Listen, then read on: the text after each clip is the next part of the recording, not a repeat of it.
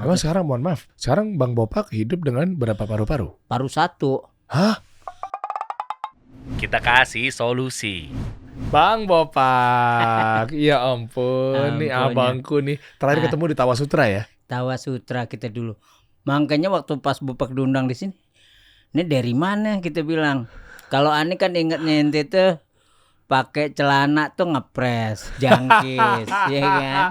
Celana jangkis, kita ngobrol luar biasa.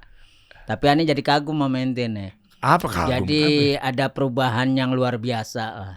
Masya Allah. Paling minim kita ya saling inilah mengingatkan satu sama lain. Oh Masya Allah. Justru saya belajar sama Bang Bopak nih. Dulu kan kita nggak pakai kacamata, nggak ada jenggotnya, gitu kan.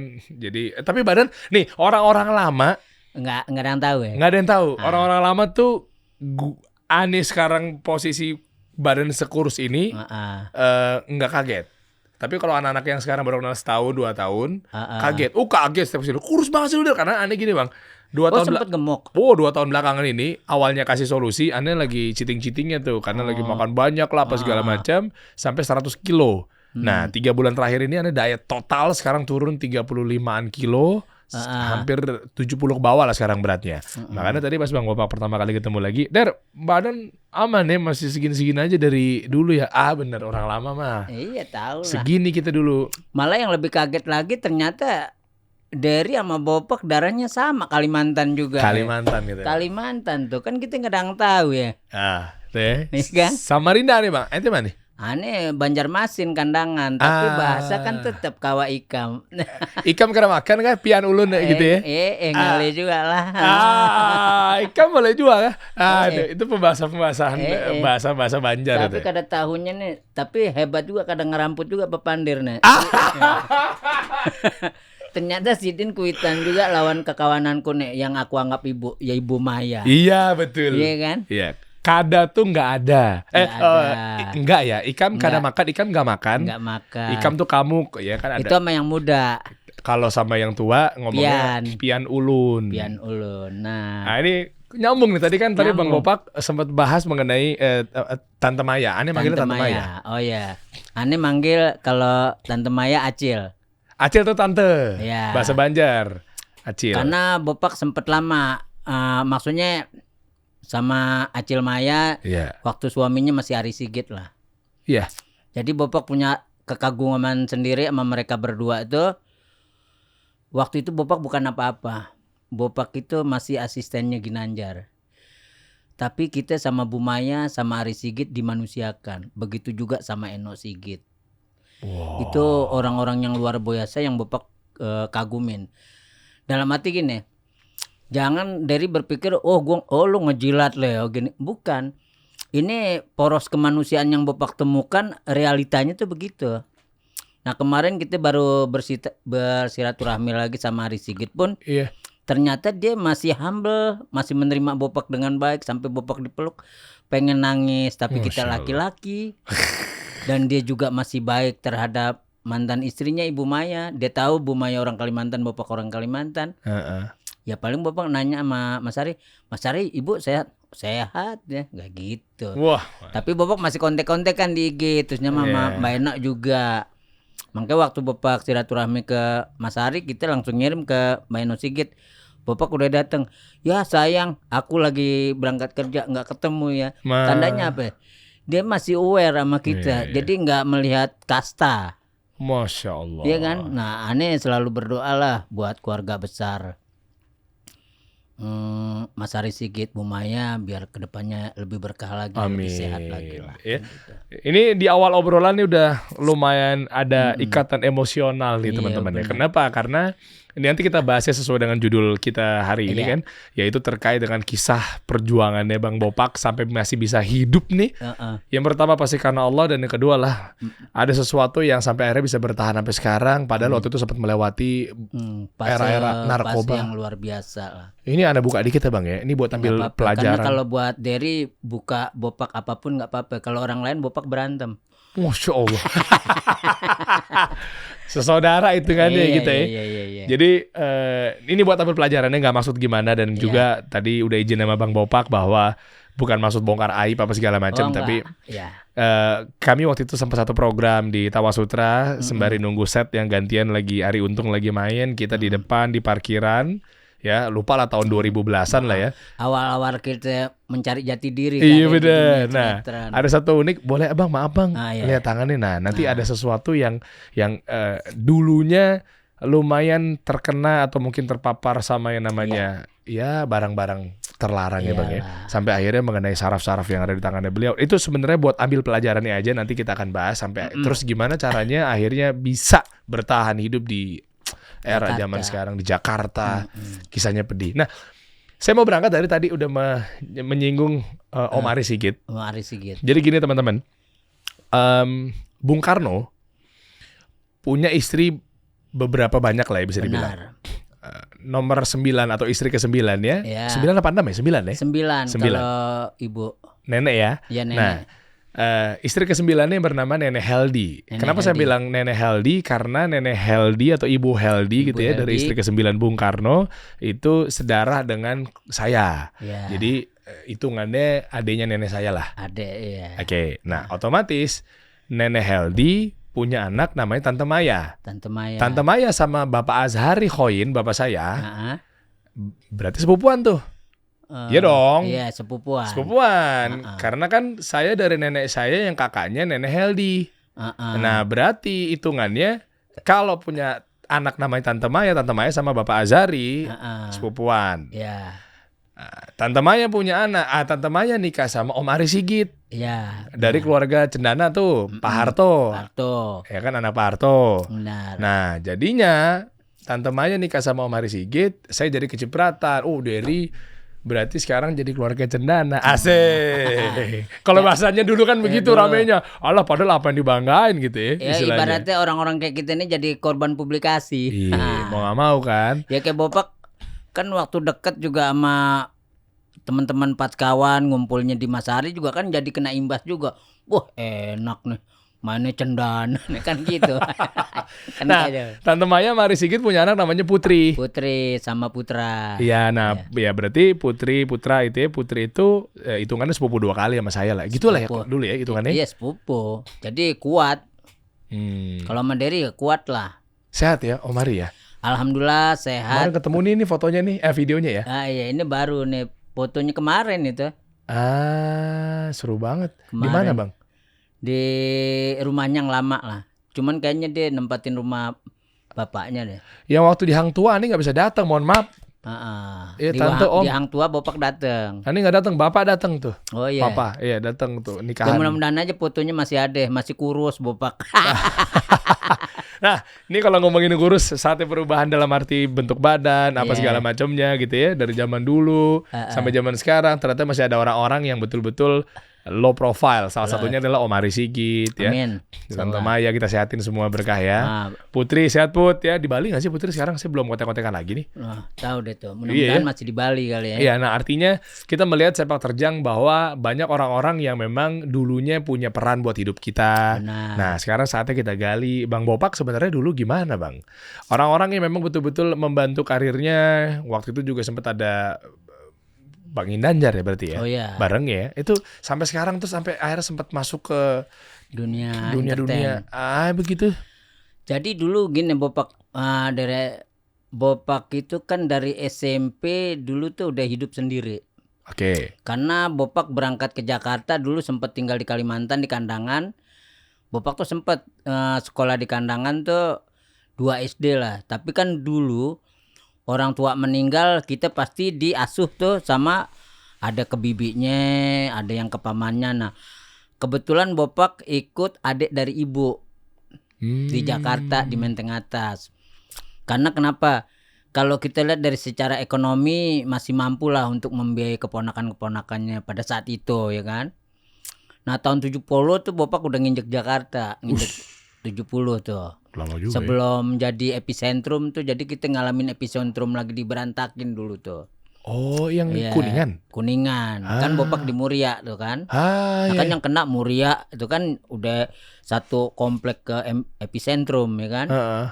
Nah 79 Bibi tuh dapat rumah. Dulu pemerintahan Orde Baru itu memberikan keringanan untuk para pekerja karyawan dari golongan A, golongan D, apalah yang tidak mampu punya rumah, diadakan punya rumah. Nama perumahannya itu kan Perumnas, Perumahan Nasional. Jadi Perumnas yang pertama di Klender, kedua di Depok. Nah, Bopak di Depok 79, Bopak pindah di Depok. Nah, pindah di Depok, Bopak sekolah, ya wajar lah pada saat kita udah menginjak SMP. Ya sepupu ada bahasa yang kurang baik lah sama kita. Apalagi itu zaman-zaman Iwan Fals yang udah istilahnya udah mengajarkan bagaimana bersosial yang bagus tuh. Ini Iwan Fals ini banyak memberikan asupan-asupan pada generasi pada saat itu. Iya kan? Nah, Bopak keluar dari rumah bibi SMP itu masih ingat kita cuman berpikir gini, ini gue tidur di mana ya Neder? Dunia gue makan di mana ya Neder? Gitu. Dalam batin gue, dunia sekolah gue lancar nggak, jalan nggak gitu. Ternyata pas Bopak pergi dan Bopak lakukan dengan ikhlas, dan Bopak dari dulu tidak pernah menghamba kepada manusia. Keren. Benar, kita dari dulu Bopak itu bisa nahan lapar bisa 3 hari. Nggak makan di depan temennya kita, Pak lu udah makan? Udah. Karena begini, orang kayak kita ini harus harga diri itu harus dipegang erat gitu. Apalagi kita ini orang seberang. Yang namanya harga diri itu kan nomor 1. Kadang-kadang harga diri itu sebagian daripada agama. Kan gitu. Ngeri banget tapi malah jadinya. Enggak. Ibaratnya. Ini ibaratkan, dan kita memang harus begitu. Karena fight itu lo memutuskan untuk keluar, lo kan harus tahu solusinya kayak apa, dampaknya. Nah, itu lo harus tanggung jawab. Ternyata apa? Dari semua tangan manusia, ternyata tangan Allah yang paling kuat terhadap diri kita. Kita punya keyakinan Allah akan masih memberikan rezeki. Iya. Akhirnya Bopak tidur bisa sama teman, numpang di sini, numpang di situ, sekolah diongkosin. Zaman dulu tuh. Karena apa? Mata rantainya pada saat kita bersosial itu ya satu, kejujuran. Iya kan? Kejujuran dalam hidup itu sebetulnya nggak hina, dan kita mengaku diri kita miskin pun kita tidak hina, kita tidak mampu pun kita tidak hina pada saat itu. Akhirnya Bopak punya kemampuan kayak itu, jadi Bopak ikhlas. Nah 90 Bopak sempat pulang ke Kalimantan pada saat itu. Waktu itu niatannya pengen nebus ijazah lah, karena kan kita tinggal di mana kan ijazah kita belum. Nah ternyata kan kita pas pulang, saudara cuman sebatas lidah doang, nggak sampai keluar. Akhirnya Bopak di Kalimantan tinggal di Pasar Pagi. Bopak jadi kuli jual mangga, narik gerobak. Waktu itu kita mana bawa teman lagi kan dari Depok. Iya, tanggung jawab. Akhirnya teman Bopak disusul sama bapaknya kan. Sampai Bopak gak marah sama bapaknya. Bapak anak pakai disusul, laki nggak bisa hamil Pak, ngapain disusul gitu. Saking kesalnya kita karena kita takut kehilangan dia juga. Nah kalau dia pergi, gue sendiri nih di Banjarmasin. Tapi dilelahnya Allah Maha Adil, pas dengan usaha gini Bopak punya ongkos sendiri. Dari mana? Ya itu yang dagang cabai di Pasar Pagi, ngumpulin. Akhirnya pulang tuh tahun 91 Bopak ke Depok. Nah di Depok kan rumah kita kan ke rumah siapa aja, ya kan? Semua bisa jadi rumah kita. Nginep di situ ya. Bopak waktu itu ngumpul di perkumpulan teman-teman namanya HMD, Himpunan Mahasiswa Depok. Pada saat itu Bopak bukan mahasiswa tapi ngumpulnya mahasiswa aja. Makanya pada saat itu Bopak demen baca buku-buku mereka walaupun kita nggak kuliah. Tapi Bopak selalu punya mimpi, wah suatu saat gue bisa kuliah gitu, kayak gitu-gitu nih. Nanti kita lanjutin tuh Den. Setelah itu teman ngasih informasi, Pak, gue ada teman pelawak. Siapa? Ginanjar. Oh iya, nanti dia mau datang ke sini. Akhirnya datang, ketemu, jumpa tuh sama Ginanjar. Ginanjar belum terkenal? Udah lah. Lika-liku laki-laki. Nah, belum lika-liku laki-laki. Dulu masih Gideon. Jadi Jimmy Gideon, Sion Gideon. Dari Ginanjar. Oh iya, Dimas tahu banget tuh kayaknya tuh anak-anak Gen Z ini umur 20-an kayaknya sangat tahu dia tuh. Tahu ya kan? Nah Gideon. Nah mulai tuh anak muda kan demen berkomedi karena anak muda udah bisa berkomedi melawak. Dulu kan kalau anak muda ngelawak dicela. Loh enggak ada kerjaan lain loh. Iya benar. Tapi sekarang kan udah jadi rebutan, jadi profesi yang luar biasa. Nah ketemu lagi Ginanjar tuh Den. Ditanya lah Bopak sama Ginanjar. Pak, lu di sini tinggal di mana? Ya Gen, gue di Depok, rumah gue di mana aja bisa. Udah gini aja deh Pak, lu ikut gue. Bopak tuh nggak ada nolak-nolaknya, langsung ikut. Ya udah ikut. Nggak ngitung dulu berapa bayarannya. Enggak. Jadi selama Bopak ikut sama Ginanjar, itu Bopak tidak pernah yang namanya ada kontrak mendapatkan salary, itu nggak ada. Karena Bopak berpikir cuma nothing tulus. Gue bersyukur ketemu pelawak yang gue kagumin gitu. Sampai kita mau nangis nggak bisa. Ini pelawak yang gue nonton dari SD kan dulu, Gideon nggak gimana nggak luar biasanya. Waktu sama Bopak itu kan pecah deh mau jadi 4 sekawan, baru ngebentuk gitu. Jadi selama Bopak ikut Ginanjar itu ya kita nggak nuntut gaji. Cuman Bopak berpikiran Bopak punya tempat tinggal, punya network. Pertama Bopak punya KTP itu di rumah Ginanjar. Oh, alamatnya Ginanjar. Iya, nah dari situ kita berkecamuk, ya kan. Akhirnya sampai kita itu sejarahnya ada kalimat dari Mas Komar, dream come true katanya, kita ketemu Mas Ari Sigit. Nah, dari situlah kita mulai mesra sama Mas Ari Sigit tuh, and the gang semuanya di situ. Mesranya ngapain kalau boleh tahu, Bang? Maksudnya setiap kita sama Mas Ari ada acara atau apa, teman-teman diajak kayak gitu. Dulu tuh hampir 4 kawan dulu hampir mau punya pesantren dulu. Waktu itu Ibu Maya sama Mas Ari Sigit pengen ngebantu, tapi waktu itu pas 4 kawan mulai agak bubar, jadi jarang ngumpul gitu kan. Nah dari situlah Bopak mulai meniti karir tuh, mulai merasa pede.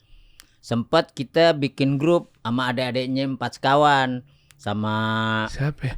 Ada namanya Rijal, Acung panggilannya, terusnya adiknya Ginanjar tuh ada lagi namanya Gigis. Terusnya anak Sukabumi namanya Aris sama Bopak tuh. Nah dulu salah satu stasiun TV yang ada di Kebonjeruk ngadain namanya HAM, Humor ala Mahasiswa. Wah iya lagi. Iya. Itu 90-an ya?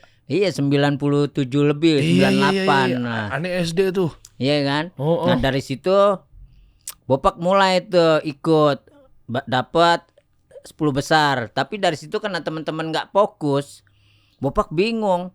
Karena Bopak nih, gua harus jalan terus. Akhirnya kita one man show lah. Akhirnya Bopak jadi kru. Ke teman-teman jadi kru jadi.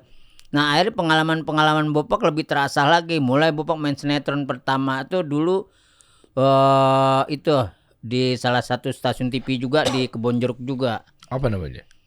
Jojon Metropolitan dulu. Jojon Metropolitan. Terusnya Bopak mulai lagi yang film agak serem tuh, Komedi Tengah Malam. Nah dari situ langkah-langkah gitu tuh. Nah meledaknya Bopak tuh 2012. Bopak ikut Komeng, sahur semua sahur. Sahur semua sahur. SMS. Nah dari situ mulai tuh ketemu Derry itu kita. Iya bener. 2015-an, 16-an kita Tawa Sutra. Tawa Sutra tuh sama Bang Bopak. Waktu itu Derry juga waktu itu masih awal karir sama Bopak bilang. Karena dulu kan situ lebih cenderung antara ngomong sama Bopak, gue bingung Pak, gue mau di musik apa di mana kan gitu waktu itu. Karena waktu di band juga kan teman-teman juga kayaknya kurang kooperatif sama individu masing-masing kan gitu, kayak punya kesibukan. Nah dari situ kan kita bias tuh, nggak ada komunikasi. Nah pas dari situ baru Bopak berkomunikasi lagi pas diundang ke sini nih, luar biasa. Waduh, makasih loh Bang. Kita bilang ada perubahan-perubahan yang signifikan. Nah makanya yang Bopak ingatin sama teman-teman di Solusi, ibarat katanya kita hijrah itu cukup kuncinya cuma 1 langkah. Itu yang terpenting. Kalau hijrah itu kita bisa lakukan 1 langkah. Tapi kan yang paling mahal itu 1000 langkah itu untuk menjadi istiqomah kan gitu. Wah. Nah Derry itu udah mencapai 1000-nya. Balang, amin. Lah iyalah. Enggak, ya, insya Allah. Kalau misalnya yang 1 langkah hijrah kan semua orang bisa melakukan itu. Sekarang pun juga ya udah ayo deh berubah gitu. Bisa. Tapi kan istiqomahnya nih yang sulit kan gitu. Berat Bang. Aneh kan masih belajar juga Bang. Kalau Bopak begini deh. Banyak teman-teman yang hijrah pada ini. Kedua, kalau di kacamata Bopak kita melihat hijrah itu kan kita tidak melihat dari atribut seseorang. Lo harus merubah diri lo secara fisik, secara penampilan. Yang kita tuntut itu dalam hijrah itu adalah tutur kata, ucapan dan memanusiakan orang, itu aja. Luar biasa Bang Bopak bisa sampai segini. Tapi waktu itu apa yang bisa kita petik ketika Bang Bopak kenapa masuk sampai yang namanya mohon maaf nih Bang, narkoba. Gimana waktu itu, Nah, kalau boleh tahu tuh? Karena dulu kan aneh, hidup itu kan nggak ada kontrol family, ya kan? Keluarga tidak mengontrol, saudara kandung tidak mengontrol. Jadi kebebasan itu seluas-luasnya Ani dapetin seperti padang savana. Wow. Jadi luas banget Ani. Atau sampai luas Ani kebebasan sampai gurun Gobi. Wow. Ya kan? Itu kan luar biasa. Tapi cuman satu yang Ani selalu doa sama Allah tuh pada saat kebebasan itu. Ya Allah, temukan aku dengan orang tuaku 4 bulan ya Allah. Ya Allah, temukan aku dengan orang tuaku dalam keadaan aku lebih baik. Jadi Bapak sama Allah nggak minta harta, tapi menjadi orang yang baik. Akhirnya Bapak ketemu orang tua melalui TV. Iya kan? Kok bisa? Lah kan Bapak selama hidup artis kan ya? Pas udah jadi artis maksudnya? Udah jadi selebriti, ya kan? Komedian, tulang punggung komedi Indonesia beliau. Akhirnya dari situ kita ketemu. Itu waduh luar biasa mirakelnya tuh. Itu doa terwujud sama Allah, dijabah semuanya. Bapak ketemu orang tua dengan doa 4 bulan, benar 4 bulan orang tua meninggal dengan indah.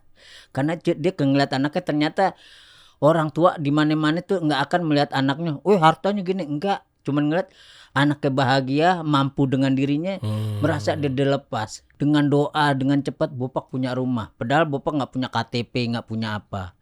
Kita punya rumah, kita diangkat derajat sama Allah dengan kendaraan. Akhirnya ternyata kunci seseorang ingin menjadi sesuatu adalah pegangan pertama, satu jujur. Kedua, punya impian, selalu di pala kita punya mimpi. Ketiga, rajin-rajin kamu baca buku dan berdiskusi. Karena itu yang akan menjadi tameng hidupmu ke depannya. Jadi setiap ada pertanyaan pasti kita ada jawaban. Karena apa? Kita selalu sharing sama teman-teman, sama buku kita baca. Jadi kita bisa jadi manusia yang berkualitas. Nah kalau sekarang kan miskin, nggak ngaku miskin, ya kan? Malah sekarang orang miskin perilakunya gayanya udah kayak anak menteng semua. Asik. Iya kan? Pulang ke gang lagi. Ya iya bener. Iya Kan buat naikin image Bang. Nah makanya ironis akhirnya jatuhnya kan, memaksakan diri. Akhirnya orang tuanya kesian kan. Kenapa akhirnya orang tuanya kayak begitu? Anak banyak ngebohongin orang tua. Akhirnya apa? Akhirnya hartanya yang banyak itu pun jadi panas terus. Nah kalau Bapak sekarang, apalagi Allah langsung ngasih dengan di usia Bapak yang udah tajam, ya kan? Tajam tuh gimana? Ya maksudnya udah mencapai arasnya, ya kan? Udah puncak. Udah mengkerucut, udah piramid. Allah masih ngasih kita bidadari buat Bapak. Wah, bidadari dari mana tuh Bang kalau boleh tahu? Itu luar biasa, dari doa. Kita punya istri namanya Gita Resa yang luar biasa, memberikan input yang baik buat Bapak. Karena Bapak memang udah sumpah kalau mempunyai istri, Bapak tidak mau sampai tangan ini menyentuh pipinya, karena akan terbayang dengan anak kita, terbayang dengan ibu kita. Maksudnya? Lah, Bapak nggak akan kasar dengan istri Bapak. Gitu. Kedua, tangan ini nggak mendarat ke pipinya. Nggak akan itu. Kedua, Bapak tidak akan tahu nominal apa yang Bapak dapat dalam pekerjaan ini. Yang tahu cuman istri. Nah, gimana? Karena istri kita udah percayakan 100% dia menjalankan manajemen hidup Bapak. Dari segi materi. Tapi alhamdulillah istri memahami itu semua. Baju kita udah dibeliin, passionnya kita dapat dari istri, ya kan? Kedua, nikmat apa lagi yang lo mau cari? Allah udah memberi dengan usia begini, dikasih istri cakep, anak cakep. Masa lo berkhianat dengan cintanya? Nauzubillah min zalik, ya kan? Masya Allah. Kemarin aja Tamara Blesensky minta balikan sama Bapak di Bali. Iya. Nah, diminta balikannya gimana? Kamu boleh tahu tuh? Iya. Akhir Bapak jawab, nggak bisa lagi. Bapak nggak bisa akan balik karena Bapak nggak bisa nyuci piring lagi. Mau minta balik jadi pembantu. Tapi yang jelas, Bapak bersyukur dan Bapak juga pengen mesen sama teman-teman juga. Maknai kebebasan itu dengan bijak maksudnya. Maknai kebebasan itu biar kita menjadi orang yang pintar. Karena kan kebebasan itu bukan arti lo memamerkan tutur kata lo bebas, perilaku lo bebas, lo konten kaki keangkat, ngerokok begini. Oh, itu tahu kan, tuh YouTuber tuh zaman sekarang tuh. Nah, itu kan bukan tabiat orang Indonesia, Pak. kalau kita selusuri miris kehidupan mereka sebenarnya. Akhirnya mereka berpura-pura woi gue free nih, orang bebas, keluarga gue. Padahal keluarganya di rumah rata-rata pada nangis, kok anak gue begitu. Pasti Pak. Iya benar ya. Iya Bisa kan? apa istilahnya ada meme bilangnya adalah ketika kehidupan berglamor apa segala macam. Ingat itu ibu lo tuh cicilannya numpuk. Ingat adek lo tuh lagi susah kejebak pinjol gitu-gitu kan. Lah iya. Kesian. Tapi bentar Bang, tadi belum kejawab. Dulu gimana caranya kan sampai akhirnya bisa ke dunia narkoboy? Nah Itu dulu tuh sampai lupa tuh. karena gini, Bopak dulu tuh kan merasa bebas ngadang ini. Kedua, kita itu dulu Bopak terjun ke narkoba itu bukan pengaruh dari lingkungan, tapi memang Bopak mau di situ karena kan nggak pede. Nah ini harus digarisbawahi nih. Kenapa sampai saya gali seperti ini adalah jangan sampai anak-anak zaman sekarang ketika mau tampil di depan kamera, mau syuting, karena kan sekarang eranya kan kamera nggak untuk TV doang Bang. Enggak. Tapi ada TikTok, ada Instagram. Wah, semua. Ada stigma yang namanya kalau kita mau tampil depan kamera biar kita nggak malu, biar kita pede terus, on terus gitu, nggak nervous. Katanya pakai narkoba. Nah makanya ini gimana nih biar kita nih benar-benar anak-anak muda tuh tercerahkan sehingga tidak melakukan hal-hal yang kayak begini nih. Nah mungkin di era tahun 80-an ke sana itu udah bagian dari passion kan. Kalau seniman kalau udah tingkat sampai awan tuh istilahnya kalau nggak make itu bukan seniman dulu kan gitu. Apa sih jenisnya? Waktu itu Bapak masih putau.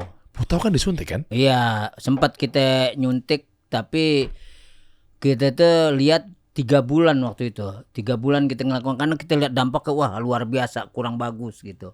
Akhirnya kita ganti. Terakhir kita abu-abu. Abu-abu apa? Iya, sabu lah ya kan. Udah terakhir. Terus Taruh, jangan lanjutin dulu bentar. Putau. Ini jangan dilompatin dulu nih. Saya mau belajar nih edukasinya nih. Bukan belajar mau taunya. Putau kan nagih kan? Lah kok coba bisa berhenti 3 bulan? Kan nggak mungkin kalau hal-hal disuntik bukan ada ketagihan parah. karena Bopak menghindari circle-nya. Hah gimana? Kan masuk ke daging. Daging, darah. Darah. Iya memang kita kan sempat kita trot. Waduh kayak mantep deh. Apaan mantep? Iya, ya kan di posisi kayak gitu mantep. Apalagi udah jackpot kan cakep. Tapi Bopak berpikir, satu malas mandi, kedua kayaknya nggak realistis hidup tuh, berimajinasi terus. Oh, masuk pikiran begituan deh. Loh iya, karena pada saat kita lagi basi kan kita mikir lagi. Kedua Bopak respect ke diri Bopak. Oh kalau mereka kan masih punya rumah, Bopak kalau ngelakuin itu kita tidur di mana-mana air jatuhnya. Nah mulai Bopak mundur tuh istighfar lagi. Bopak itu mulai sembuhnya itu nongkrong di masjid. Hah? Nangis sama Allah bukan manusia. Bopak tuh waktu itu sempat udah nggak bisa jalan. Jadi masjid Bopak tuh zaman kecil Bopak di Depok 2 namanya Nurul Iman. Bopak tinggal di situ. Nah teman ada lagi yang bekas nyandu juga tinggal di situ. Akhirnya Bopak waktu masih tinggal juga sama Ginanjar, tapi kan kita masih make kan gitu. Itu kita di masjid, kita sama teman berdua goreng tempe makan. Subuh kita udah ngadu lagi sama Allah. Oh, sakaunya gimana cara ngatasinnya kalau di masjid? Lah itu doa gitu. Kan sakau kan? Iya. Sakau bukannya dia nagih. Nah itu nahan kenceng. sakit. Nah itu sesakit-sakitnya kita tahan di situ. Temen megangin temen tuh. Di masjid. Iya. Ya kan Bapak nggak punya tempat tinggal. Oh iya, sakau tuh bisa bikin mematikan orang nggak sih? Enggak ya? Oh bisa. Kalau Masa iya? lo iya dia akan menyiksa diri dia kan nanti. Kalau kita nggak lepas kontrol. Kalau dipegangin di masjid lagi sakau, orang kan tahu. Terus? Enggak kan Bapak ada ruangan di Oke. situ. Jadi Terus sembuhnya gimana? Ada dimandiin pagi sama teman. Wah, dipaksain lagi untuk itu. Nah, waktu itu Bapak sempat ada rezeki dikit, sempat kita ada pengobatan, ada obatnya sampai kita disuntik. Makanya dampaknya saking panas obatnya, saking tingginya tuh kena tangan kita jadi kebal gitu. Jadi kayak apa sih? Kayak baal akhirnya. Pertama tuh kan kelingking dulu, tok. Kok lama-lama jadi 3 nggak kena, 3 kena jadi nggak bekutik gitu. Nah, kedua di sini sarafnya udah nggak berfungsi. Kenapa? Karena sering dipakai nyuntik. Satu mungkin itu, kedua karena waktu tahap pengobatan gitu kan obatnya tinggi-tinggi, Pak. Dan waktu Bapak ikut Ginanjar pun Bapak udah mulai paru kehajar. Kalau kita bicara takdir, kalau belum disebut kita takdir kita datang, Meninggal lah pada saat itu. Karena kalau secara medis tuh Bopak mah udah akut. Loh, emang sekarang mohon maaf. Sekarang Bang Bopak hidup dengan berapa paru-paru? Paru 1. Hah? Paru 1. Karena waktu pas di terakhir Bopak OPJ itu, Bopak tuh udah muntah darah terus. Tapi Allah sayang sama Bopak masih. Kita pada saat lagi bermain tuh sehat-sehat aja. Ntar angin dingin begini kita keluar, itu di sini udah kayak pancoran, kelok darah lagi. Jadi udah biasa. Nah itulah hebatnya istri itu kan, ngebohongin kita kan. Hah, kok ngebohongin? Iya, dibawa ke Bekasi katanya, ke rumah ini manajer katanya gitu. Almarhum Wawan. Nggak tahu dibawa sama istri ke rumah sakit. Di situ kita di UGD. Sampai di UGD ya udah, sampai sekarang dokter bilang, "Pak, paru-paru sebelah kiri kamu udah nggak berfungsi, kanan tetap berfungsi," gitu. Gara-gara apa tuh, Bang? Ya pola hidup der kan tidur kan nggak tentu numpang di sini ya. Kalau ane ikutin orang kaya ya kamar mandinya bagus. Kalau ane ikut sama orang yang sulit ekonominya, tidur di sembarangan tempat kayak gitu-gitu. Oke, ini balik lagi bentar Bang ke sini Bang buat ambil pelajaran ya. Karena sarafnya udah mati ini gara-gara sering dicari untuk pas mau tahu itu. Ya kan pakai putau kan ngetep itu tuh. Ngetep itu kan. Iya kan itu tuh nyari titiknya banyak sampai dapat. Iya. Udah saking abisnya tuh nggak tahu mau cari titik di mana lagi. Iya, kadang-kadang kan kalau orang yang sampai tingkat tinggi kan udah bisa lari ke sini-sini. Kalau Bobo kan masih main sini aja waktu itu tuh. Oh jadi masih levelnya masih level belum nyampe kopral.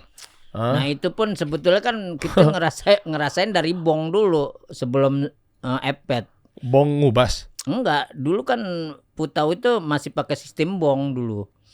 Gitu kan, masih pakai duit gitu kan, dibakar kan dulu gitu. Baru mulai ada cair tuh kan. Buat disuntik. Yang bahaya sih sebetulnya tingkat disuntik gitu.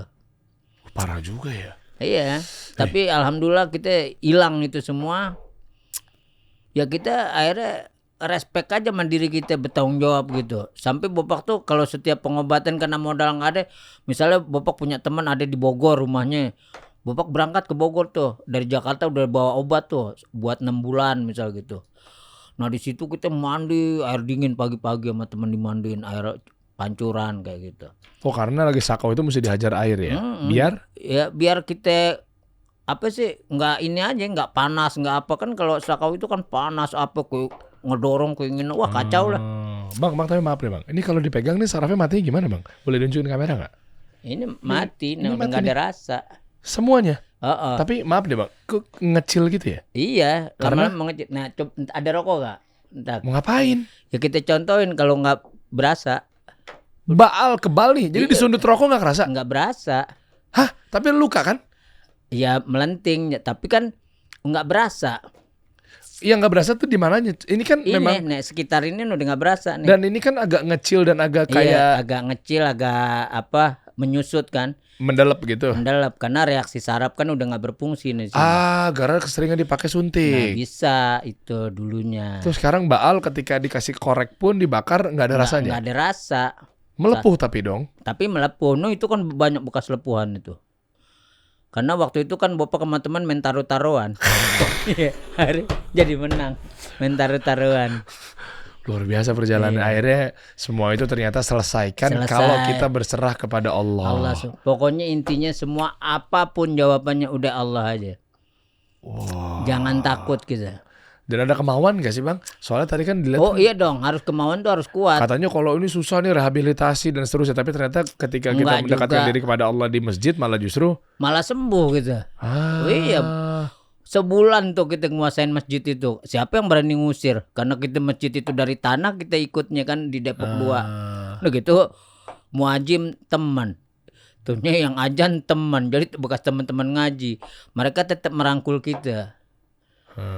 Entah ada teman-teman bawa makanannya, Pak, makanan. Wah kayak gitu.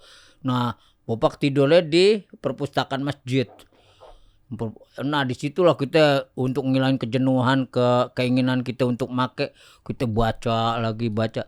Nah kita pas baca buku agama jadi ngedalam di diri kita, introspeksi. Wah gue ini takut nih, Itu yang ngelawan itu. Nah ya alhamdulillah sampai sekarang Kita semua hilang, dari minum hilang, Oh, alhamdulillah. rokok hilang. Alhamdulillah. Pokoknya semua hilang. Yang ada cuma sejadah doang yang kita bawa akhirnya. Masya Allah. Itu.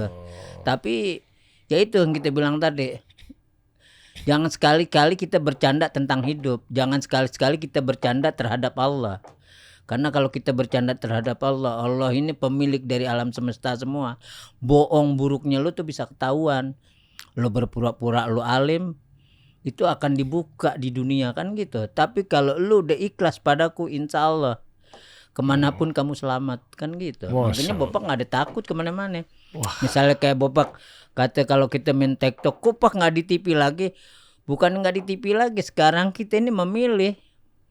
Oh, milihnya tuh kenapa? Karena programnya, duitnya, uangnya. Ya kedua, satu mungkin duitnya. Kedua, orang-orang kayak kita ini udah berpikir kalau berkomedi, kalau yang iramanya masih gibah, konteksnya masih mengejas orang tuh kita udah mundur. Ya, Karena kita lebih pengen berkomedi itu memberi pendewasaan sama penonton. Ketawa lu ketawa ikhlas, memang ketawa karena lucu. Bukan komedi itu bukan merasa lu paling pintar terusnya mengejas orang dengan komedi lu. Karena itu bukan hukum komedi. Yang mengkritik udah ada sebetul bagiannya. Kita ini komedi, biarkanlah orang tertawa dengan komedi kita, tapi tidak menyakiti orang lain kan gitu. Sekarang gimana Bang? Mengenai karir perkomedian di Indonesia nih, kan banyak yang anak-anak baru. Ya, Tapi nyatanya oknum-oknum ini kan dia serampangan ya. kata-katanya, yang ngomong-ngomong Bener lah. jorok. Apalagi kemarin kan ada temen yang dari sono sampai menyinggung Rasulullah ya kan. Aduh, itu kena ya Bang ya? Kena. Yang Lampung kan? Iya, itu kan materi yang tidak baik gitu kan. Aduh. Nah ini kan begini, nah ini sebetulnya udah harus tugas pemerintah ini yang harus kita ini nih.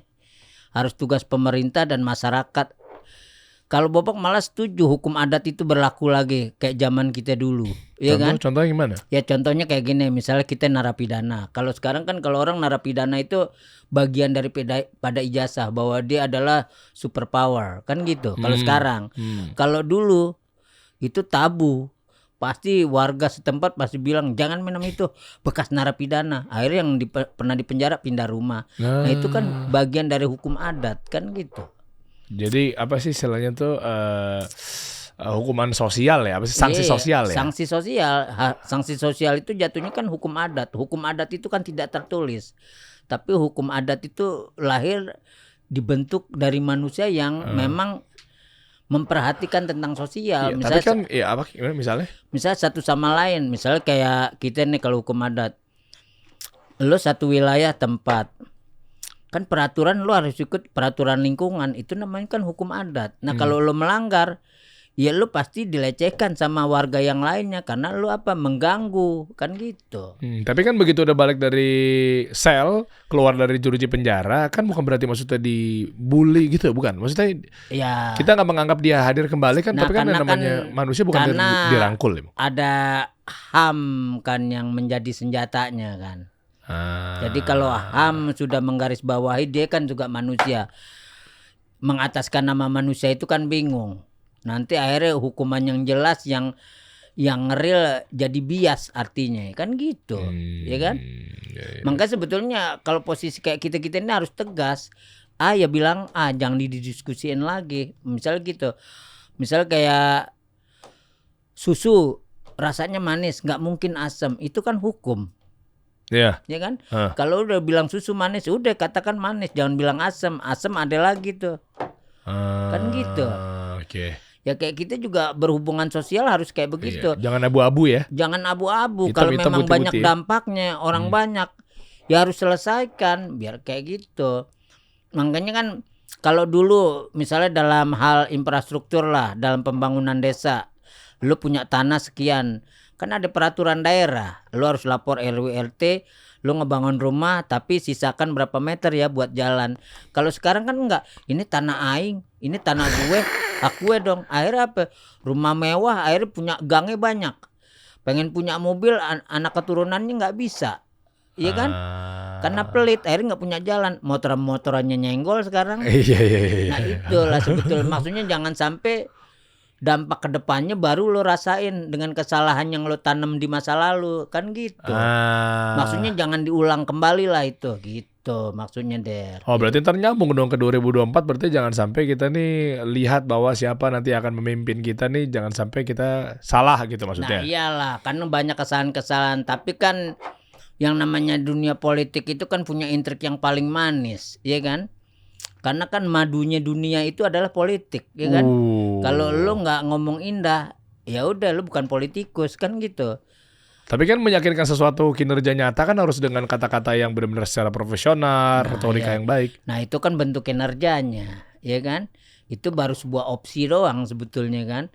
Actionnya belum tentu dapat kan gitu. Makanya mudah-mudahan di pesta demokrasi ini kalau mereka membawa visi misi yang jelas atau apa ya kita alhamdulillah. Jangan sampai kita kejebak ke 1, kedua dan ketiga gitulah. Yang kasihan kita nanti Der, kaum seniman nggak punya langkah lagi. Terlalu banyak peraturan kan gitu. Ini sekarang aja udah berasa kan. Ya kan? Sekarang ini udah berasa kan. Yang mana sisi rasanya? Ya dalam sisi pekerjaan kita ini udah pada nggak fokus. Karena semua fokusnya udah kalangan artis dikotak-kotakin. Ada yang pro ke sini, ada yang pro ke sini. Kan sebetulnya kalau kita acuannya ke bahasa seniman, ironis jatuhnya kan. Menyedihkan sebetulnya. Karena yang namanya kita seniman itu kan harus lembut sama siapapun. Tidak ada pemihakan. Kan gitu. Kalau sekarang udah. Orang yang tidak punya kelebihan dalam bidang itu memaksakan menjadi pemimpin. Nah ini kan yang, tapi kita mau protes rata-rata teman kita semua ngikut. Nah kan gitu. 1, 2, 3 teman semua ya. Lah iyalah, teman semua, tokoh-tokohnya teman semua. Akhirnya bingung. Nah kemarin Bapak sempat ngajuin jadi orang nomor 1 seluruh Indonesia mau bubar, kan repot. Sampai batuk gue. Ya kita lihat aja ya nanti ya, mudah-mudahan ini. Mudah-mudahan. Ya kita nggak usah ribut-ribut lah. Tak usah. Ya, Aneh mah kepengennya semua damai, siapapun yang terpilih itu tetap simbol bangsa Indonesia gitu aja. Masya Allah. Walaupun hati lo benci misalnya sama tokoh itu, tapi kalau dia udah jadi simbol, Udah. itu harus punya kewajiban. Karena kalau lo menyinggung simbol itu sama juga lo menyinggung anak bangsa. Udah. Iya benar. Dan yang udah misalnya pendukungnya ngelihat bahwa yang didukung adalah ternyata bukan dukungannya, yang jadi maksudnya bukan dukungannya, ya sudah terima, taati udah, dia udah jadi pemimpin. Udah jadi pemimpin, udah jadi simbol, kan di undang-undang udah ada. Iya. Simbol suatu negara di Indonesia apa? 1 Garuda Pancasila, kedua presidenmu. Itu jangan sekali-sekali lo lecehkan kan gitu, ada hukumannya. Benar. Iya kan? Ya udah berarti ntar tipsnya gimana nih Bang terakhir nih buat anak-anak muda sama ya zaman sekarang untuk karirnya. Ya kan ente kan udah pasti udah panjang nih. Ya. Ya kan umurnya udah panjang. Ya lika-likunya udah panjang. Iya enggak ya? Nah maksudnya kedepannya nih buat pesan-pesan anak-anak muda nih. Ya ngapain nih karirnya, lihat era-era sekarang tuh udah makin kesini, udah zaman udah makin ya Allah rapuh gitu ya. Rapuh. Ya, Gimana ya tuh? mungkin kalau pengamatan dari kita udah kebaca lah, rapuh dalam sisi moral lah sebetulnya. Iyalah itu apalagi. Ada. Makanya kalau Bapak pesan sama anak-anak muda, dimanapun kita berpijak, apapun pekerjaan kita, apa yang kita dapat, tetap kita harus humble, tetap kita harus bertanggung jawab. Dan yang terakhir itu tetap adab kita sebagai anak bangsa itu harus dipegang dengan baik. Masya Allah. Karena kalau kita memegang dengan adab, kita akan paham bahwa negeri kita ini adalah full dengan senyum. Wow. Tidak ada lagi orang yang sirik satu sama lain. Karena kita merasa, wah kita ini satu bangsa. Ya kan? Percuma kan Bung Karno sudah memberikan pelajaran buat kita. Ya kan? Nation character building itu yang penting kan gitu. Wow. Kalau udah kita temuan itu insya Allah semuanya damai. Wow, Tidak ada lo ini, tidak ada ini, nggak ada Ambon lagi, nggak ada Batak, nggak ada Sunda, semuanya satu united nation. Wih, Iya kan? nggak ada lagi kadrun, Nggak ada, kampret, kampret, cebong. kadun, cebong nggak ada. Itu bagian dari mamalia semua binatang, nggak ada sangkut pautnya kan gitu. Ya. Yang penting kita udah one nation, one. Iya. Ya tuh pesan tuh sama senior nih. Ya, Amin. jadi mudah-mudahan yang penting kuncinya dari kesimpulan semua ini adalah ketika anak-anak muda mau berjalan, ingat ini buat yang muslim ya. Iya. Dekati diri sama Allah, Karena Benar. memang tadi yang Harus wajib. ayo dong. dong, betul. Kenapa? Wajib. Karena yang ketagihan atau mungkin ya orang-orang ya termasuk ya Bang Bopak tadi ya, yang bawa sudah terpapar narkoba aja bisa hilang Itu. kalau kita masuknya kembali lagi ujung-ujungnya ke rumah Allah. Ke rumah Allah. Tuh. Itu ke rumah Allah. Sampai Allah tuh memberikan Bopak tuh luar biasa hadiah. Istri cantik, Waduh, punya Masya Allah. rumah, punya kendaraan, sekarang punya bisnis. Nah, Oh, apa bisnisnya Bang? Mbak Gita punya bisnis apa? kita bisnis sekarang. Iya kita bahas sekalian, ini kan channel bisnis. Iya. Apa? Terakhir deh. Belum kebahas nih. Oh iya. Oh, Karena Bopak kan bilang sama istri. Nah, iya sekalian nih Bang ya. Nanti jawab ya intinya. Istri bisnisnya apa dan Iya. sekarang akhirnya melihat bahwa udah jarang lagi di TV. Apakah memang gara-gara fokus berbisnis dan gimana caranya bisa bertahan hidup Oke. sampai saat ini nih? Maksudnya kan kita nggak tahu sisi lain seorang Bopak Castello. Mantap. Alhamdulillah sih Dere. Ya. Kalau masalah yang dari bilang misalnya tanda kutip, Bopak jarang masuk TV, itu bukannya jarang. Malah setiap TV pengen mengundang Bopak gitu kayak begini acara. Ya. Cuman Bopak ngelihat momen bagus apa enggaknya gitu. Oke. Cocok sama Bopak baru Bopak ikutin. Karena begini, Bopak sudah tidak lagi mengejar materi sekarang, tapi mengejar kenikmatan, mengejar cinta gitu ya. Oke. Karena dengan Bopak punya waktu kayak begini, Bopak bisa berkumpul sama keluarga, bisa melihat sejadah tiap hari, Masya bisa mengadu kesalahan-kesalahan Bopak dulu. Oke. Kedua, Bopak ngajarin sama istri di dunia entertain itu memang tidak ada pensiunnya. Tapi di sela-sela kesenggangan Bopak pengen berbisnis. Nah kebetulan Bopak ada 3 bisnis yang Bopak jalanin. Apa tuh Bang? Sama teman, ada sama Sarip kan kita bikin bengkel di daerah Depok di Jalan Pemakmuran. Oh, ada? Di Google boleh dong bengkelnya apa Bang? Ya bengkelnya, ini sekarang nama bengkelnya itu kan masih Handy. Nah sekarang kan kemarin kita sama Sarip sudah neken kontrak untuk 10 tahun. Jadi nama itu akan diganti. Jadi nanti insya Allah kalau nama itu ganti, Bapak kasih kabarin ke Derry. Karena di situ bengkel kita itu di cutting, pencucian mobil, mesin, pemeliharaan mesin itu komplit di situ. Oh jadi udah berapa lama?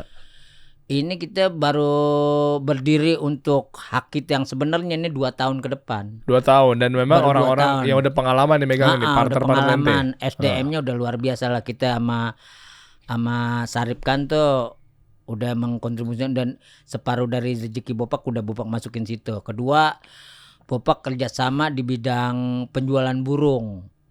Di mana? Di Palmerah kita buka sama teman namanya Budi. Kita bikin Abadi Bird.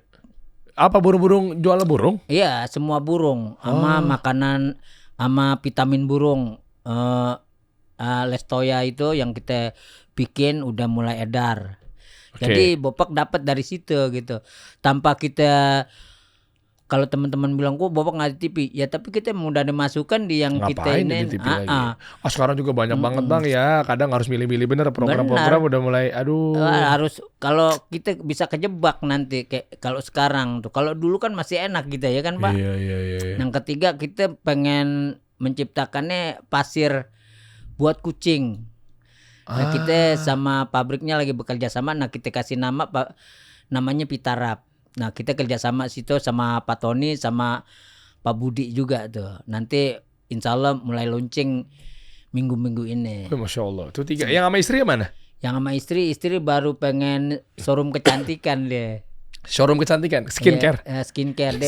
Showroom apa serum sih? Serum. Kata mau beli mobil sama motor. Tiga-tiganya istri pasti ya. Ikut. Iyalah kan bendaharanya di sini. Makanya kan Bapak Menteri Keuangannya di sini. Menteri Keuangan di sini. Makanya pokoknya Sri Mulyani tuh kalau ngelihat keuangan Bapak pasti nangis deh. Iya enggak? Sri Mulyani kalau ngelihat keuangan Bapak nangis tuh ya. Udah gitu pajak gue bakal nguber-nguber udah. Wah. Ya kan hartanya itu melebihi dari keluarga Sorsel gitu. Wah. Ya kan? Ya. Berarti yang pertama bengkel. Buka dong bengkelnya. Mau lihat dong apa namanya? Auto Spa Depok. Ya. Wah anak Depok lumayan tuh. Depok keren tuh Bang ya. Alhamdulillah. Ada yang punya pengalaman di Depok nih Bang. Dimas tahu banget nih ada yang punya pengalaman di Depok tuh. Gitu ya? Bayangin Bang, cuma di Depok nih Bang. Di Depok ini dalam waktu sekian jam mengalami 3 momentum fenomena luar biasa di tempat potong rambut namanya Di Margo. Di Margo. Lagi mau potong, datang tiba-tiba masuk dalam lagi mau potong rambut, ruangan AC, jualan kue bang. Wow. Jual kue siapa? Nggak tahu siapa, tiba-tiba masuk aja jualan di dalam. Udah kayak di stasiun. Ya Allah. Dibagi-bagiin Depok tuh, mantap kan? Oh, keren. Dibagi-bagiin semuanya nih, ntar nih beli-beli nggak deh gitu kan? Nah, Iya. Dah lagi di dalam tuh, tiba-tiba di potong rambut di luar ada bunyi gaplokan kenceng banget, blepak. Ada laki di atas motor, kayaknya nggak tahu ke gap apa nih sama perempuannya, digaplokin pinggir jalan. Lagi diem anak-anak, pok ke gap kayaknya tuh, nggak tahu. Sama istrinya kayaknya tuh, di pinggir jalan tuh digebukin. Kacau dong. Nah, yang ketiga nih bang, Anda mau bayar tuh, potong rambut tuh, kejadian sama pinggir jalan, Anda sebelah di kios rukonya Gibran. Gibran pakai Esang sih yang handphone tuh. Oh iya, Esang ya. tuh Nah itu ada tuh di iya, Margo tuh di jalanan Margo City gitu kan. Pas nggak lama mau bayar, tiba-tiba ada bunyi motor begini, wow, kayak motor truk apa nyangkut nih. Pas Anda keluar depan persis lagi tuh, motor ngegantung di trotoar bang. Jadi dia malas putar balik, dia maksain tuh buat pindah jalur, tapi nyangkut. Nggak lama sih, mungkin 10 menit kayaknya ya. Wong dipaksain. Depok tuh. Akhirnya bisa juga, enggak? Didorong sama warga lama baru bisa. Nah itu. Depok sekeren itu ternyata bang ya. Itu luar biasa. Wah pokoknya cakep deh Depok. Wah ini nih. Ah ini, mobil mewah semua bang. Iya, nah itu kan di bengkel Bang Bopak nih keren banget. konsumen yang ini kan. Bu, Autospa Depok. Autospa Depok. Oh Depok ada penggunaan mobil BMW, mobil mewah begini bang. Ada kita. Depok. Iya. Ada yang tinggal di Depok nih. Tapi akhirnya kita dapat konsumen macam-macam dari sekitar Depok, dari Cinere. Wah keren. Wah banyak tuh. Jadi ini adalah auto detailing cuci mobil, poles. Keren. Hah? Body repair. Keren. Cutting. Nah, Bush mantep. Nih mobil saya nih bisa juga di sini ya. Main lah. Ane di Cibubur bang, lewat gas alam. Udah deket lah nanti ke Depok. Di mananya sih? Pokoknya dekat rumahnya daerah Ayu Ting Ting. Ayu Ting Ting depan Tip Top tuh kan. Tip Top. Gitu. Anak-anak yang ketiga inspirasinya namanya dari bapaknya Ayu Ting Ting. Oh, Rojak. Abdur Rojak. Orang baik gitu. Abdur Rozak tuh. Jadi aneh aja baru tahu kalau di temen SMP aneh. Tandanya aneh umur udah kenceng. Iya.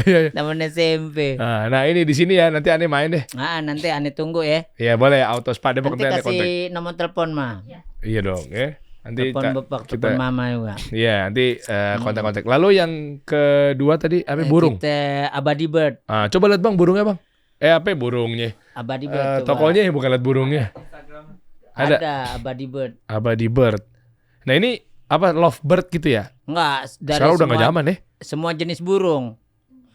Sama kita vitamin burung itu, Letoya.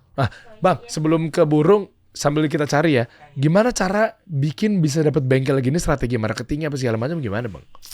Nah ini yang ahli ilmunya tuh Sarip. Sarip kan, karena dia pengalaman, jadi dia nawarin Bapak, Pak, ayo kerjasama kayak ini gini. Ya udah, sip. Oh jadi Bang Bopak sebagai apa kontribusinya? Ya nanam saham. Wush. Kita harus bangga dengan itu Pak, itu kan dunia Pak. Tapi kita kan melakukan itu kan buat bagian dari ibadah Pak. Kan rezeki itu bukan kita semua yang dapat. Kan ada rezeki istri, rezeki anak, orang-orang lain. Ya Bapak aja di rumah kan yang tinggal kan ada teman-teman berapa orang. Karena Bapak ngajak teman tinggal di rumah itu merasakan diri Bapak numpang sama orang lain. Buat makan aja kadang-kadang susah satu rumah. Nah, sumpah Bapak najar Bapak, kalau gue udah mampu teman yang tinggal situ, lu udah modal napas aja. Modal napas. Ya ini begitu. Udah mau makan. Nah, masalah kreatif tinggal lo deh. Kita Tuhan ngasih otak. Kalau pengen berubah gunakan otak lo kan gitu. Karena Allah tidak akan mengubah suatu hambanya kalau dia nggak berubah sendiri. Kalau dia nggak berubah, kalau kita intervensi, ya kita nggak punya hak juga terlalu jauh kan gitu. Kalau manusia kan cukup mengingatkan, tidak bisa mengintervensi. Nah ini bengkel. Lalu strateginya nanti di sana bisa cek ya. Mungkin ada beberapa insight yang lihat dari pengambilan shotnya. Abadi Bird nih. Ini Abadi Bird. Nah ini Sohib rekan kerja kita Siapa namanya, Bang? Budi, Om Budi. Ini Om Budi nih. Wih, bagi-bagi burung gratis nih Om Budi. Ya, kita ada bagi-bagi burung gratis. Kok bisa segitunya? Nah, iyalah, nanti kita kirim burung deh ke ente. Burung ente yang suka apa, Der? Burung aneh, burung bapak yang main burung. Bokap main burung tuh. Nah, iya, entah bisa kita kirim burung. Nanti kita beli sono deh. Ya, terus ini di mana nih tadi? Ini di Palmera. Wih, jadi yang paling banyak di sini jenis burung apa, Bang? Semua burung ini. Oh ya? Semua burung. Misalnya ada burung-burung dari luar kemarin kita bawa apa? Parkit Australia. Itu kan cakep tuh. Tips and triknya cara ngerawatnya gimana sih? Burung-burung kayak begitu tuh yang dari luar tuh? Itu sama aja ya kayak burung-burung? Sama aja kayak Indonesia. Cuman kan sekarang kita ada vitamin khusus. Makanya kan kita langsung bikin tuh kan vitaminnya tuh. Alhamdulillah lancar. Nih buat teman-teman yang lagi pengen nyari burung tuh. Nah, ini di Palmera tuh. Palmera ya. Nah ini semua jenis burung ada. Vitamin-vitamin ada semua? Ada semua. Okay. Vitaminnya ada biar gacor. Gacor tuh nyaring suaranya. Wah, ada cakep deh biar buat aduan. Oh, dan strategi yang dipakai adalah kalau lihat dari burung kompetitornya nggak banyak kayaknya. Nggak banyak. Malah itu tiap Sabtu Minggu malah rame karena kan dari distributor burung nih yang punya jual-jual burung ngambil di kita. Oh, gitu. Punya keagenan kemitraan gitu. Iya, kemitraan. Jadi gue minta burung nih 20 burung ada. Yang paling laku apa yang paling laris? Nah, kita lagi mau ngincar yang demand-nya paling tinggi biasanya. Yang apa nih? Kayaknya semua paling laku deh, semua karena kan yang parkit itu masih laku, terusnya murai. Ya, tahu. Itu masih luar biasa itu. Oh, jadi itu ya kalau mau misalnya ada peluang usaha, pengen jadi distributor, agen, yang paling cepat penjualannya adalah teman-teman harus paham nih. Iya. Dari pedagang langsung 2 tadi, parkit murai. Parkit murai itu udah luar biasa. Terus tuh. tips and trick untuk pas lagi nanti tanding, gimana caranya untuk jadi suaranya bagus gacor? Gacor itu kita ada obatnya, kita udah bikin namanya Lestoya itu. Terus siapa? Nanti diminumin tiap hari. Ada kalau kayak kita vitaminnya lah. Nah, kan semua juga ngelakuin hal yang sama. Iya, cuman Pasti. beda-beda tuh. Nanti makanya kan bilang strategi market kita itu setelah kita mengelola burung ini itu jadi laku dan memang berhasil gitu. Terus berhasil dalam arti apa maksudnya? Dia pasti menang. Kan semua juga pakai Lestoya. Bukan berarti menang. Jadi memang burung pada sehat pas pakai itu gitu. Iya, tapi kan lainnya kan juga dipakai Lestoya kan pasti kan. Pakai. Akhirnya itu jadi secara nggak langsung kita jadi marketing kita terarah. Dan Jadi dilatih juga. Dilatih pemerhati burung. Kan biasanya setiap sebulan sekali tuh ada lomba mereka. Gitu. Nah, ini burung atau lagi tadi Pitarap. baru mau nanti launching ya. Nah, ini nanti launching tuh. Pitarap tuh semacam kayak pasir kucing. Dia punya 12 aroma, ada aroma apel, aroma green tea. Kucing bisa digituin ternyata. Kan pasir biasa kan buat dia kan? Iya, buat dia pup. Jadi dia langsung menggumpal. Jadi kalau dia pup langsung kebungkus gitu. Dan tidak berbau. Oh, jadi bisa nyaru tuh Dim, nggak apa-apa. Terus sangkanya kan mungkin kan kue kan? Kue itu bisa tuh dia. Kasih tamu tuh. Ini kayaknya baru mateng nih. Iya. Iya. Dikerjain deh. Oh itu. Iya. Dan yang ketiga mau launching. Yang tadi skincare serum. Belum, ini baru dipraktekin sama lakinya terus nih. Oh, uji coba, kelinci percobaannya. Parah banget. Kalau yang Pitarap tuh kita tuh nama ininya Inti Jaya Mart. Tokonya di mana? Inti Jaya. Iya, Inti Jaya Mart. Itu apa maksudnya? Dia jual pet shop. Ini yang ini kucing, pasir kucing. Pasir kucing. Jadi nanti akan ada di toko itu kalau mau dapetin pasir itu. Jadi selama ini baru ada di situ. Dan pasir-pasir kucing itu kan belum ada terobosan yang pakai rasa-rasa wangi-wangi apel gitu-gitu. Belum ada. Ini produksi Indonesia benar, kan kebanyakan ekspor. Ini kita berani, makanya Bapak kenapa mau nanam di situ? Lokal. Karena ya tahu sendiri lah kalau Chinese tuh kan kalau buat bisnis tuh luar biasa, Pak. Ini lu nggak ngerugin lo nih, Pak. Lu nanam segini nggak apa-apa. Nanti kita hitung-hitungannya jelas. Berapa segininya tuh, Bang? Ya maksudnya ya di atas cepek lah kayak gitu. Banyak nih duitnya Bang Bopak ya, Masya Allah ya. 300. Bang, itu langsung percaya aja bang, 100 juta gitu. Kan kita ada MOU-nya. Kenapa? Tuh. Bini ente no, sampai jujur no. Katanya saking percaya juga nggak bagus, bener nggak bagi tak? Iya kan? Katanya dibohongin mulu, dikadalin mulu, bener. Ditipu orang mulu. Tuh bang, masa hati-hati bang. Nah. Kok nih maaf ya bang ya, aneh kan memerhati juga kan, aneh kan kita pengusaha juga. Ngeliatin kalau dari jawabannya, teman ngajak ini, taruh ratusan juta. Temen ngajak lagi, nih bang gimana bang kok bisa bangun bisnis ini? Ya kan temen ngajakin, kasih segini. Tadi kan omongannya begitu mulu kan, diajakin ngasih. Ya Bang, kalau istri itu kan gimana memang wajar lah dia punya trauma. Karena kan Bopak tuh memang dulunya tuh percaya sama orang 100%. Kayak misalnya kita beli tanah, beli apa gitu, ternyata tanahnya suratnya kurang ini gitu.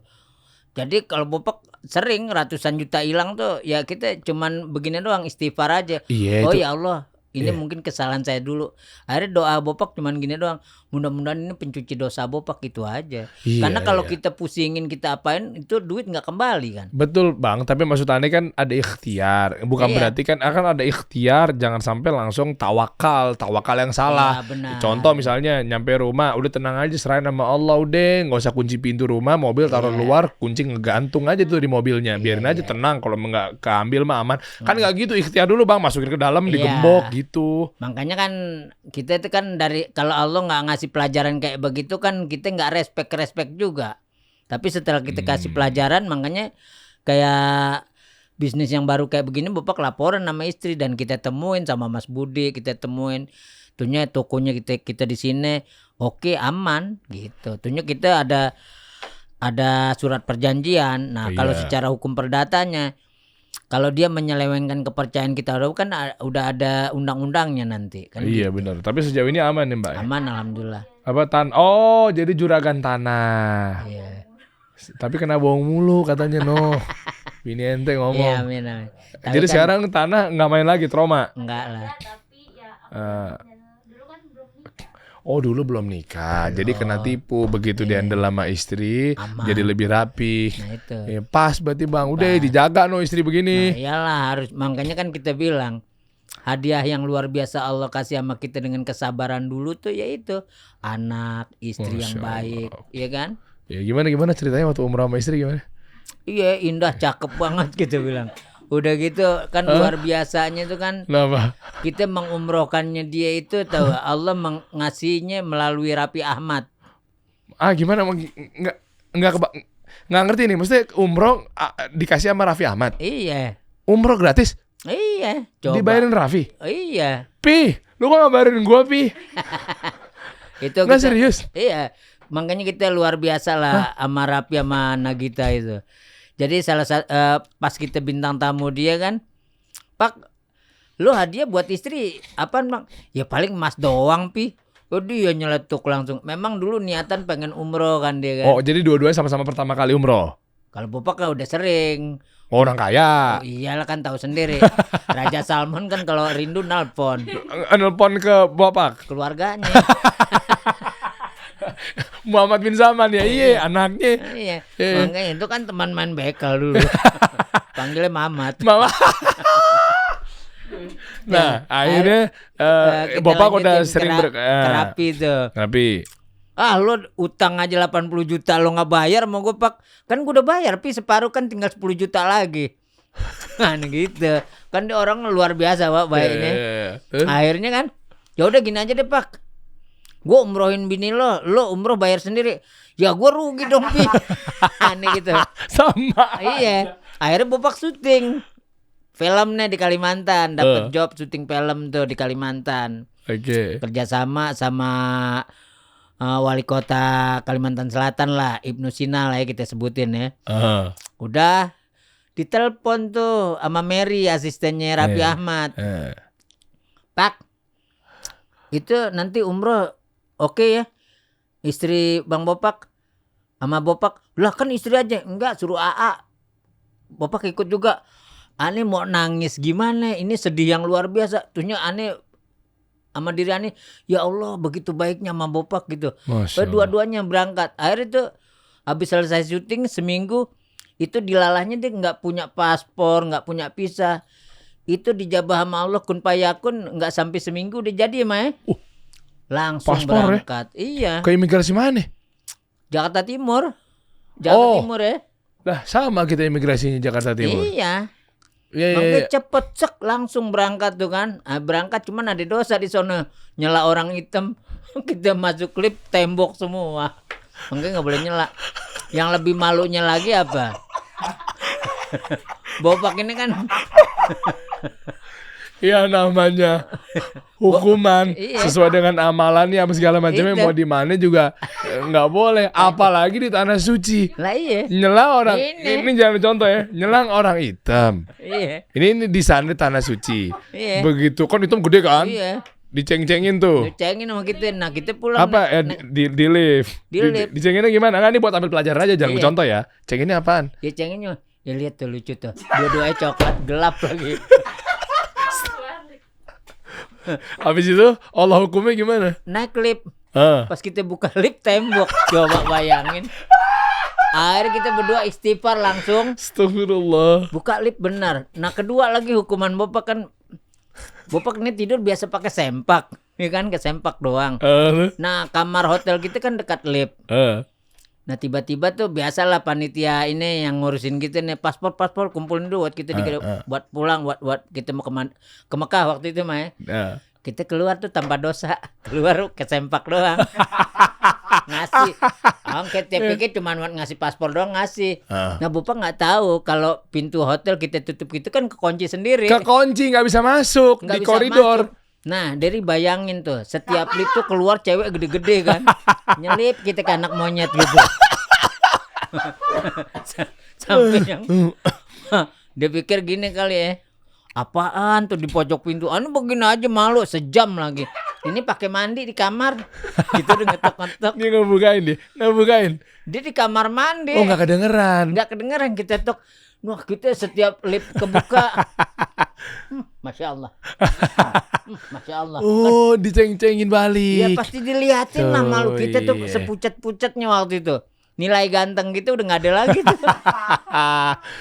Gile, luar biasa ternyata Aduh. pengalaman deh. Akhirnya pas Tapi- masuk, pas balik ke kamar dibukain. Dibukain. Oh. Akhirnya kita tuh udah air mata keluar.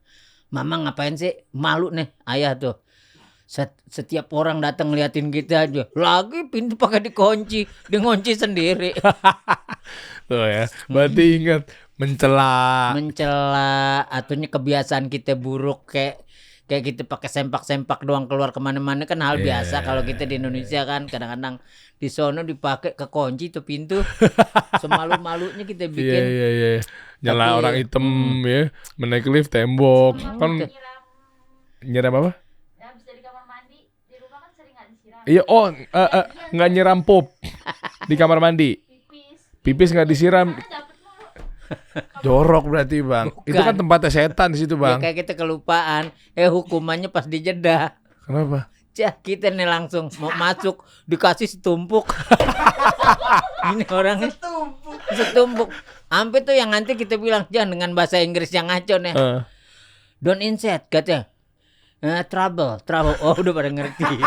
Segini doang. Hah? Orang Timur Tengah segini. Aneh bilang, ya Allah ya Rob, ya Allah ampunin ya kita kata. Kita tahu itu yang habis buang hajat tuh dia. Oh kelihatan. Ya kelihatan nah orang dia habis keluar set. Kita masuk segini nggak disiram. Ya. Tapi pokoknya dengan pengalaman ini luar biasa dan kita juga waduh sama Rapi juga Ya, luar ya. biasa. Aneh pikir tuh dia sohib kita tuh bercanda makanya dia dapat keberkahan. Iya, tuh. iya. Ya kan? Oh Raffi mah banyak orang Nah, itu. ente tahu lah deh. Tahu. Rock and roll kita nggak Iya, tahu iya. kebaikan dia tuh udah nggak mengada-ada udah ngaco aja dia. Masya Allah. Tapi mudah-mudahan the best lah dia lah. Nanti kita bareng-bareng kalau mau ya reunian ya sama Ari sama siapa segala macamnya kita bisa umroh juga bareng-bareng tuh bang. Bisa tuh Iya, insya Allah. Nih atau istri gua pengen umroh nih. Iya nanti kita coba atur oke tuh. lah, kita Siapa atur tahu Allah lah. mudahin ya rezeki ya. Insya Allah. Masya Allah. Ya sukses buat Bang Bopak sama istri juga ya. Di sini ada jalanin banyak usaha. Mudah-mudahan Allah Amin, mudahkan juga nih. Mudah-mudahan lancar semua ya. Amin lancar. Salam buat teman-teman di sana bang Oke, nanti ditunggu di bengkel ya. Ya. Itu tipe apa aja bisa kan? Semua mobil. Oh, boleh tuh sekalian cuci sekalian poles. Oh Cakep. iyalah. Ya, Oke. harga-harga masuk ya? Udah cincai lah. Enggak, kita mah mentang-mentang kita punya Iya. artis apa segala macam mah, kita mah ya kalau bisa endorse. Pokoknya masalah nggak, tenang aja. Pokoknya yang penting situ datang kita nangis aja. Udah tahu mau digratisin ya. Kita kasih solusi.